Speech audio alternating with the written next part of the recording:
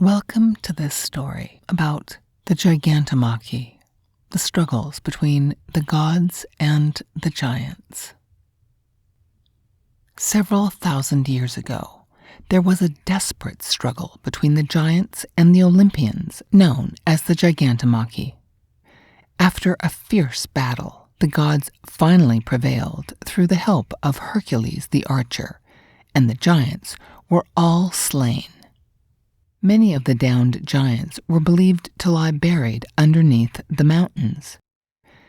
To indicate their presence, they would often produce volcanic fires. The Olympians had cast down the reign of their father Kronos. They also imprisoned his siblings with torturous punishments, which would be carried out until the end of time. Although Gaia, mother of Kronos, had called for the removal of her son from the throne of the world, she was not content with the punishments bestowed on the rest of her children. In fact, she scoffed at the greed of the Olympians. These children were no different or better than her son or her husband before him. These gods were not worthy to rule over the heavens and the earth. Their actions greatly offended Gaia, and she proclaimed in her frustration, "Have they forgotten to revere the earth, their mother?"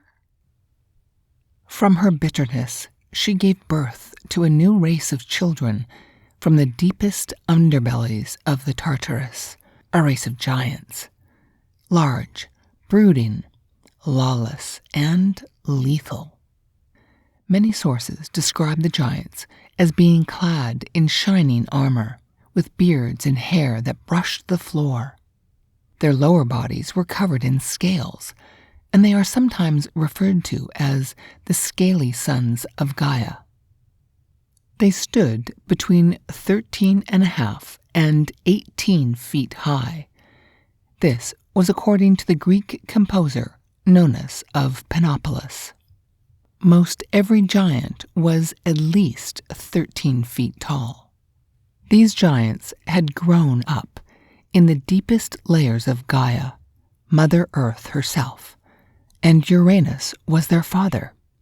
When Kronos had castrated his father and thrown his genitals into the sea, there were several other divine specimens that resulted from this action. There was Aphrodite, who grew from the testicles themselves, the Furies, the goddesses of vengeance, and, of course, the giants.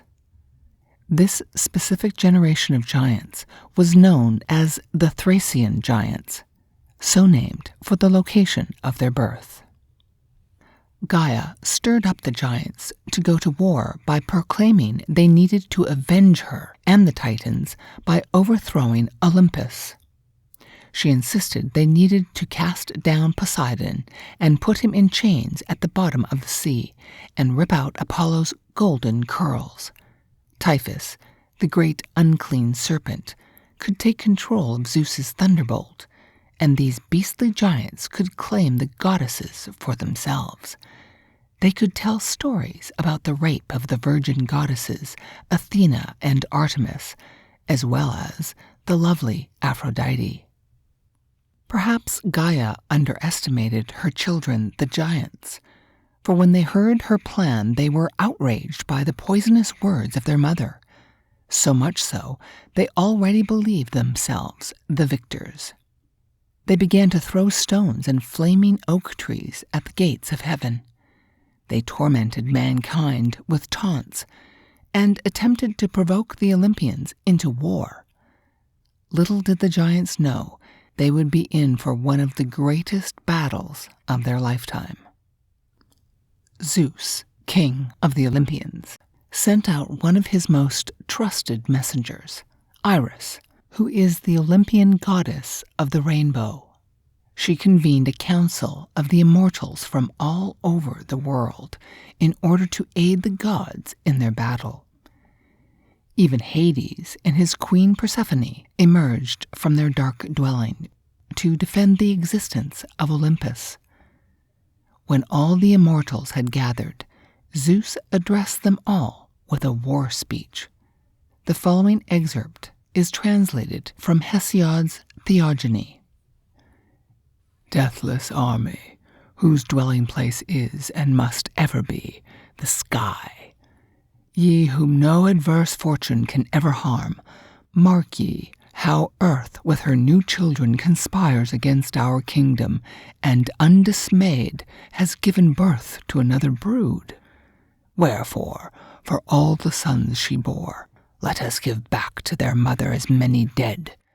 Let her mourning last through the ages as she weeps by as many graves as she now has children.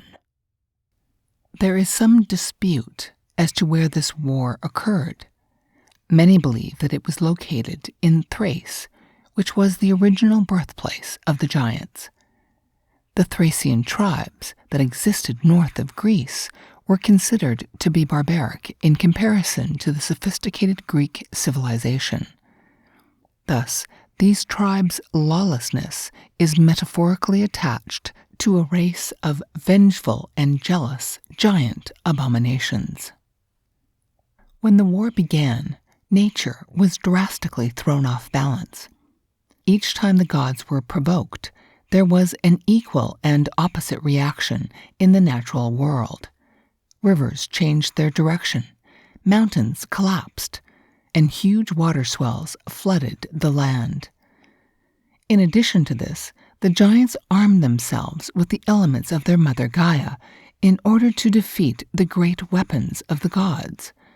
There was little that could rival the craftsmanship of the gods' cyclops-forged weapons, but the giants were still coming for them, ready for battle. The giants hurled great mountains and entire islands against the gods. It was nothing for them to grab an island right out of the sea and throw it toward the heavens. The entirety of the earth was in disarray, but the battle raged on. Each god and goddess contributed to a great and bloody victory. However, the most referenced Olympian gods in the Gigantomachy are Zeus, Athena, Ares, and Hera. There is also special attention paid to the mortal allies of the gods in this war, particularly the hero Hercules. The entire atmosphere of the battlefield was clouded with the dust of ancient mountains and ash. There was so much chaos, it was hard to tell the difference between the two armies. Still, Ares was the first to charge into the fray, his shield and breastplate glistening red, his helmet sitting high on his brow. With a mighty swing of his sword, he cleaved into the giant Pelorus's groin, tearing him from stem to stern. He then proceeded to ride over the body of the giant until pieces of him were smeared across the earth. Athena also showed no hesitation in joining the battle. True to her nature, she was able to defeat her enemies with very little energy and a great deal of finesse. During this battle, Athena wore the Gorgon Medusa's head on her own breastplate. She knew this would be enough to stop anything in her path. She stood steadfast, with her spear and shield calmly reserved at her side as she thrust her breast forward. The giant Pallas was the first to be turned to stone. Fear gripped him, and he exclaimed, "What is this icy feeling that grips my limbs?" He dropped to his knees with a groan, which was soon turned into rock. In frustration over the loss of his two brothers, one of the giants heaved his brother's stone corpse at Athena. She stepped to the side with the same ease as before, and Pallas exploded on the mountain behind her. Athena could not be stopped in her defense of Olympus. Her most heroic act came when she managed to bury the giant Enceladus underneath Mount Etna. To this day, Enceladus remains there, generating the volcanic lava that stirs within. It was the immortals and those born of mortal women who fought for Zeus in the war of the gods that received the title Olympian. Of course, Zeus was the most impressive immortal in the Gigantomachy, as he brought an end to the most powerful of the giant race, Porphyrion. When Porphyrion rushed to rape Zeus's wife and queen Hera, he threw thunderbolt after thunderbolt directly at the giant, who was struck dead by these blows. During the Gigantomachy, there was plenty of treachery against the king of the gods, Zeus. Zeus had only a few allies, but many enemies, even those he considered to be his friends. This included Olympos, a giant of reason who raised Zeus and taught him the order of the law and the secrets of the earth. Olympos betrayed Zeus by supporting the giants in their revolt against the gods. This was devastating for Zeus, and in his anger he struck down Olympos. He was so grieved over the death of his foster father that he built Olympos a great tomb and named the resting place after himself, so that people would think it was the grave of Zeus, causing it to always be visited and revered. The only giant to survive the battle was Aristeus. He was spirited away to the island of Sicily by Gaia and transformed into a dung beetle so that he could be hidden from the gods. The end.